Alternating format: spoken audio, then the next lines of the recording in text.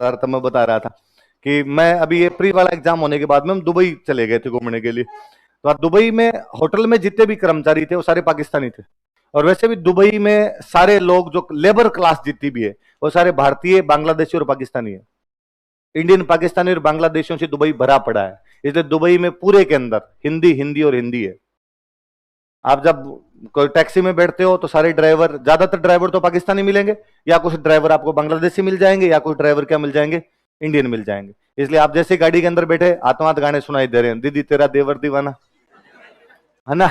दिवाली पे जितनी सजावट आपके मार्केट में नहीं होती उससे ज्यादा सजावट दुबई के अंदर थी। हम दिवाली वाले टाइम थे वहां पे, तो हर किसी मार्केट में जाए हैप्पी दीपावली चारों तरफ लगे हुए। अरे तुम्हारा दीपावली से क्या लेना देना है? उनका हमारा नहीं, मार्केट का तो है।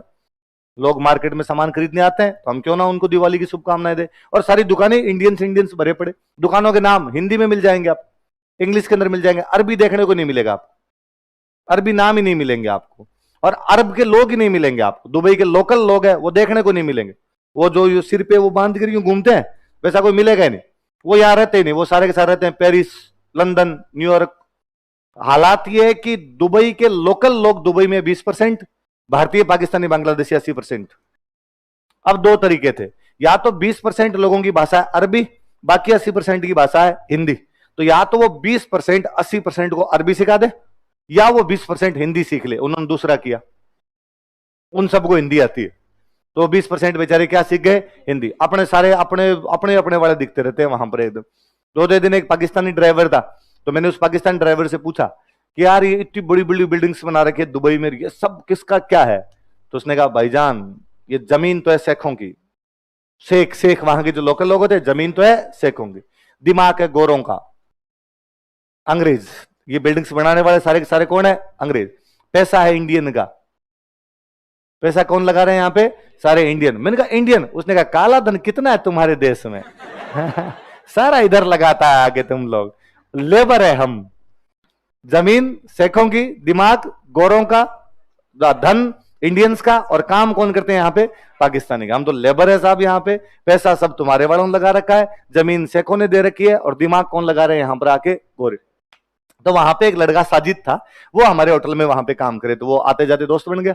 फिर पाकिस्तान वाले सारे पंजाबी बोलते हैं, तो मैं उससे पंजाबी बोलता तो वो राजी भी रहता ही हूँ हमेशा, तो आते जाते पूछ भी लेता है और भाई साहब कोई दिक्कत हो तो मुझे बता देना। तो एक दिन हम खड़े थे तो मैंने उससे पूछा कि साजिद कहाँ का है तुम? तो उसने कहा पंजाब से। हाँ, पंजाब तो पंजाबी बोलता है, मैं समझ गया, पंजाब में कहाँ से? तो उसने कहा रावलपिंडी से। तो मैं रावलपिंडी में कहाँ से?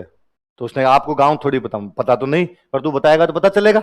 अगली बार हम कह देंगे कि उस गांव के आसपास कोई दूसरा मिलेगा तो हम बात करेंगे उससे। तो उसने कहा मेरा गांव मोगरा है, रावलपिंडी के पास में कोई मोगरा नाम का गांव था। तो मैंने कहा यार रावलपिंडी का तो शोएब अख्तर भी है, शोएब अख्तर का नाम ही रावलपिंडी एक्सप्रेस है। तो उसने कहा यार वो रावलपिंडी का नहीं है, वो भी मेरे गांव का, ये मोगरा का ही है। तो मैं फिर उसको रावलपिंडी एक्सप्रेस क्यों बोलते हैं? तो उसने कहा यार अब मोगरा को तुम लोग जानते नहीं, अब मोगरा एक्सप्रेस कहे तो फिर तो अच्छा नहीं लगे ना, रावलपिंडी को जानते हैं लोग, तो नाम क्या निकाल दिया उसका?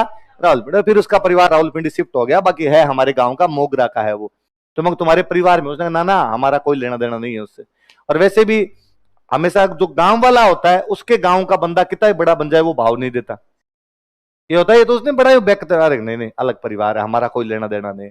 मैं वो चल वो छोड़, तो ये बता तुम्हारा रावलपिंडी का नाम रावलपिंडी क्यों है? उसने कहा है रावलपिंडी, रावलपिंडी है, उसके अंदर क्या है? मैं नहीं रावलपिंडी क्यों है, पावलपिंडी सावलपिंडी तो नहीं बना, रावलपिंडी क्यों बना? तो उसने कहा इतना तो नहीं पता, मैं तो हिस्ट्री नहीं जानता रावलपिंडी। उसने कहा नहीं, मैं सुन। अपने 15 मिनट का लेक्चर दिया उसको कि बापा रावल गया था, रुका था, गजनी गया था, इसको हरा के आया, प्लान ढिंगड़ा पूरा यूं समझाया। तो मेरे जो साथ वाले दोस्त हैं वो हंसते रहते हैं कि तू अब पक्का मास्टर बन चुका है, और तेरे को 3-4 दिन हो गए टाबर तो मिले नहीं बड़ास निकालने के लिए। क्लास में तू कहानियां सुना सुना के बड़ास निकाल लेता है, तो बाप रे साजिद को पकड़ के कहानियां सुना रहा है, और मत पकड़ा कर यार, ये बोर हो जाती तेरी कहानियां सुन सुन के। तो वो बात है भाई। तो रावलपिंडी का नाम रावलपिंडी किस लिए? बापा रावल रुका था। कौन रुका था? बापा। बापा है ना।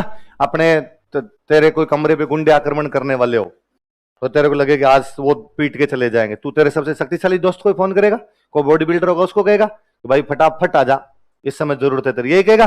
तो बापा रावल उस टाइम का जिम जाने वाला बंदा कौन था? बापा। तो किसको बुलाया गया?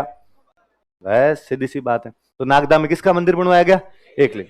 अच्छा, अपने यहां भारत में एक राजाओं का व्यवहार था, एक ट्रेंड था कि अपने यहाँ पे भारत में राजा नहीं, हर कोई आदमी कभी भी किसी भी बात के लिए खुद को क्रेडिट नहीं देता।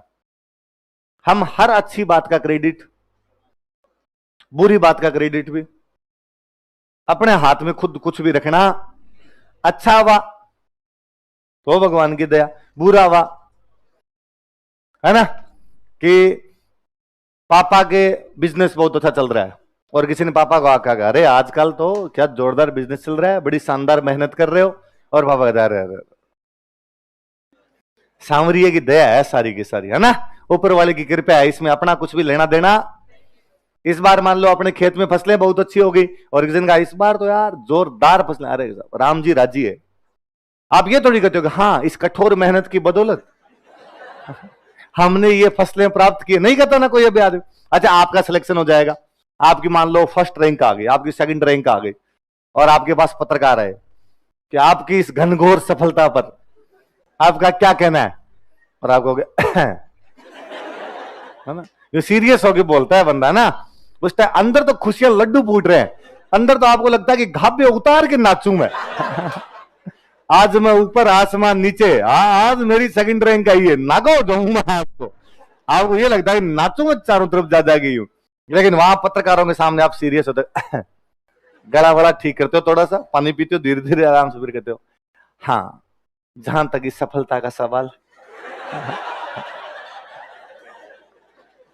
ये मेरे माता पिता के आशीर्वाद तथा भगवान की दया है ना, यही कहते हो आप। ये थोड़ी कहते हो कि 16-16 घंटे माथा फोड़ा था तब आई है रैंक, आई ना समझ में, 3 बजे की क्लास में भी 2 बजे जा के बैठ जाया करता था, नहीं कहते ना आप कि मैंने इतने रजिस्टर भर दिए थे, इतने पेन खराब कर दिए थे, इतनी रातों तक पढ़ा था ना, ऐसा कुछ ही नहीं कहते। आप कहते हो सब कुछ किसका है।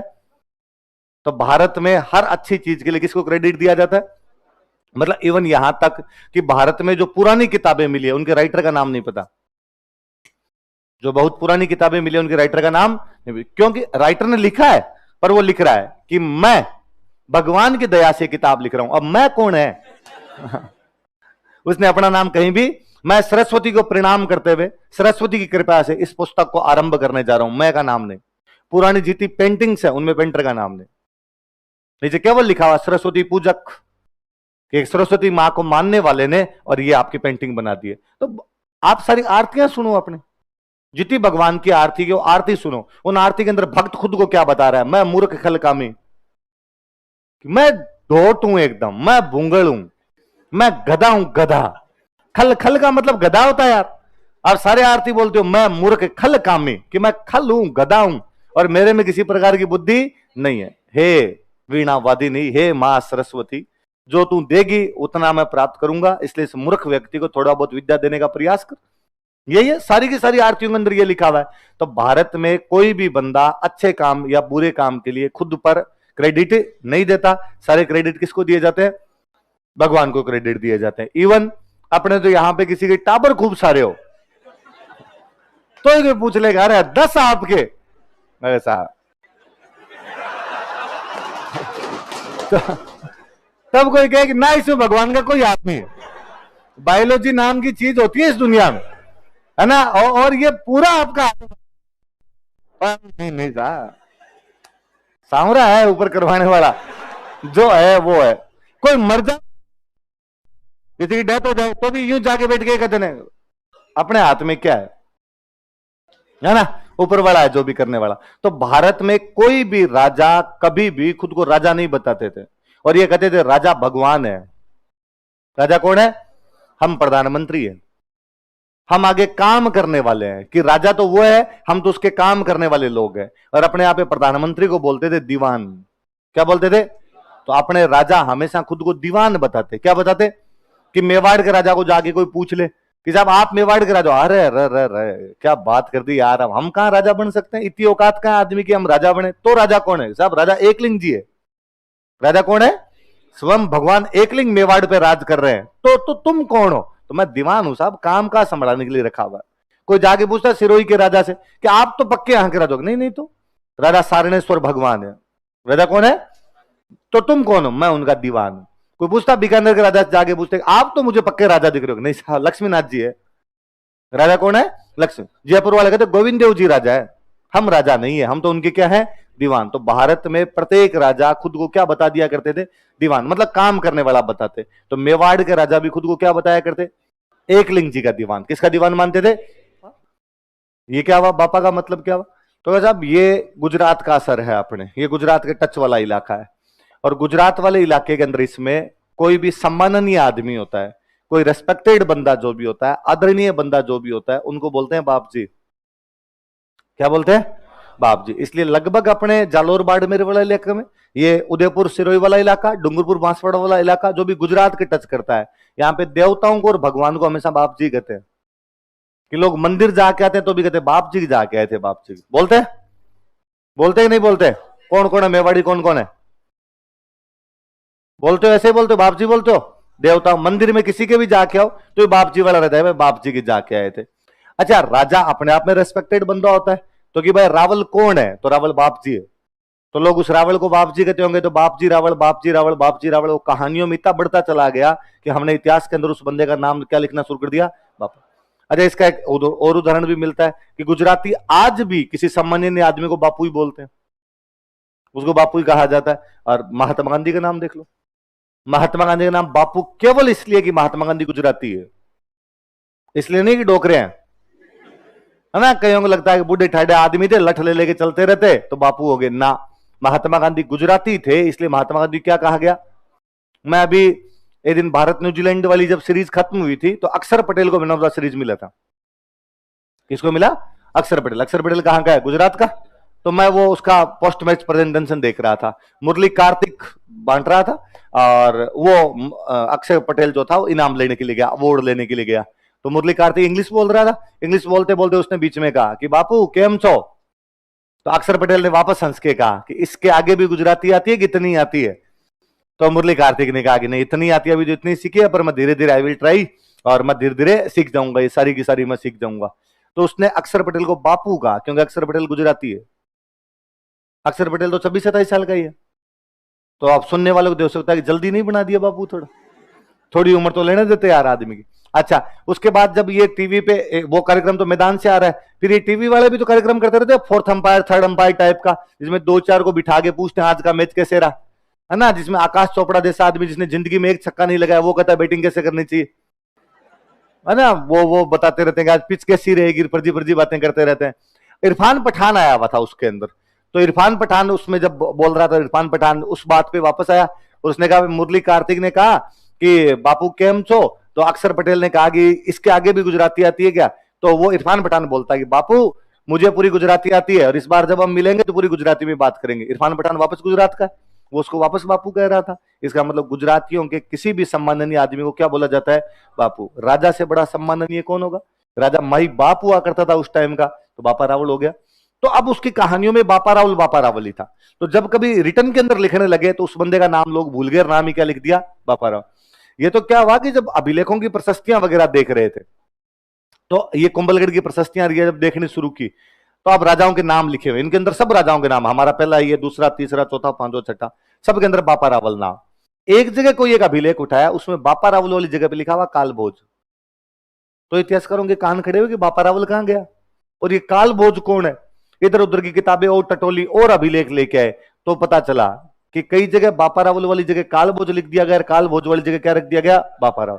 तो बाद में इतिहासकारों ने कहा कि इस बंदे का नाम तो क्या है? कालभोज। तो बाद में बापा रावल क्या है, तो उन्होंने कहा बापा रावल इसकी उपाधि है। रावल तो राजा को बोलते ही थे, बापा किसी भी सम्माननीय आदमी को कहा करते थे, इसलिए इसका नाम क्या हो गया? अरे समझे? तो भले ही आप उसको बापा रावल बोलो, भले ही आप उसको क्या बोलो? काल। ठीक है। उदयपुर के अंदर एक जगह पड़ती है नागदा। जगह कौन सी पड़ती है? और यहां पे उस टाइम कोई एक ऋषि रहा करते थे, हारित। कौन से रहा करते? सेज हारित रहा करते थे, शिव जी के भक्त। किसके भक्त थे? शिव जी के भक्त हुआ करते थे। हारित ऋषि इस इलाके में रहते। बापा रावल यहां नागदा के आसपास का जमींदार था, मतलब छोटा मोटा सामंत टाइप का कोई बंदा था, और वो हारित ऋषि के हाथ जोड़ता था जाके, महाराज की जय हो, एकलिंग जी की जय हो। हारित ऋषि शिव जी को मानते। कहते हारित ऋषि जब मरने वाले थे तो उन्होंने बापा रावल कहा कि मांग, जो मांगेगा वो मिलेगा।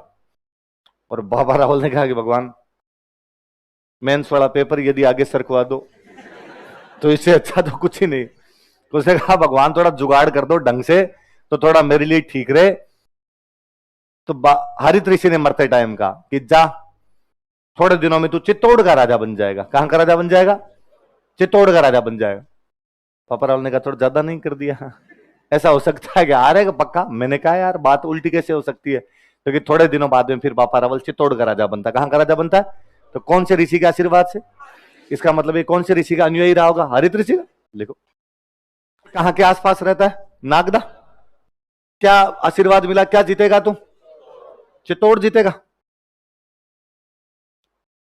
चित्तौड़ के अंदर इन दिनों एक राजा राज कर रहा था, उस राजा का नाम था मान मौर्य। तो राजा का नाम क्या था? कहां पर राज कर रहा है? चित्तौड़ पे कोई मान मौर्य नाम का राजा। अब मान मौर्य कौन था, कहां से आया था, इसके बारे में भी हमारे पास ज्यादा जानकारियां। ऐसा माना जाता है किसी टाइम यहाँ पे मौर्य वंश के राजा राज किया करते थे। ऐसे उदाहरण हमें कई और मिलते। जब हम पढ़ रहे थे कि बाउक वाली प्रशस्ति कहती है भुआकूप के युद्ध के अंदर उसने राजा मयूर को हराया था, पढ़ते हैं? तो हो सकता है वो मयूर भी कौन से वंश का राजा रहा हो? मौर्य वंश का। तो वैसे वैसे मौर्य वंश का एक राजा कौन था? मान, जो कहां पे राज कर रहा है? ये 700 ईस्वी के बाद की बातें हैं। 712 ईस्वी में अरबों ने, कौन से देश के लोगों ने? अरब, अरब देश के जो लोग थे उन्होंने सिंध पे कब्जा कर लिया। कहां पे कब्जा कर लिया? सिंध। अपने सिंध पड़ता है, गुजरात राजस्थान का बॉर्डर करता हुआ पाकिस्तान के अंदर क्या पड़ता है? सिंध। यहां पे किसने कब्जा कर लिया? अरब। अब जब उनका सिंध पे कब्जा हो गया तो उनका अगला टारगेट था राजस्थान, और राजस्थान में सबसे बड़ा किला कोई आ रहा था तो वो किला आ रहा था चित्तौड़गढ़। कौन सा किला था? तो अब 712 के बाद मुसलमानों को अगला अटैक कहां पर होना था? चित्तौड़। चित्तौड़ में राज कौन कर रहा है? मान मौर्य। और मान मौर्य के मंत्रियों को ऐसा लगता था कि मान मौर्य इस अटैक को संभाल नहीं पाएगा, मान मौर्य इतना शक्तिशाली नहीं है। तो वो सारे मंत्री इकट्ठे होके गए बापा रावल के पास। मंत्री किसके पास गए? बापा रावल कहां रहता है? और उन्होंने बापा रावल को जाकर कि बापा रावल, इस समय देश संकटों में घिरा हुआ है, इस समय देश विदेशी आक्रमणों का सामना कर रहा है, और हमें पक्का पक्का पता है कि मान मौर्य इन संकटों का सामना नहीं कर पाएगा, इन विदेशी आक्रमणकारियों का सामना नहीं कर पाएगा, इसलिए प्लीज तुम चलो और मान मौर्य को हटा के तुम राजा बन जाओ। तो इन्विटेशन देने के लिए आए। बापा रावल तैयार बैठा था। बापा रावल ने ऊपर देखा, थैंक यू हरित ऋषि, आप सही कह के गए थे चित्तौड़ मिलने वाला है। और 734 ईस्वी, कब की बात है? बापा रावल चित्तौड़ आता है, मान मौर्य को भगा देता है और कहां पे कब्जा कर लेता है? कब की बात है? 700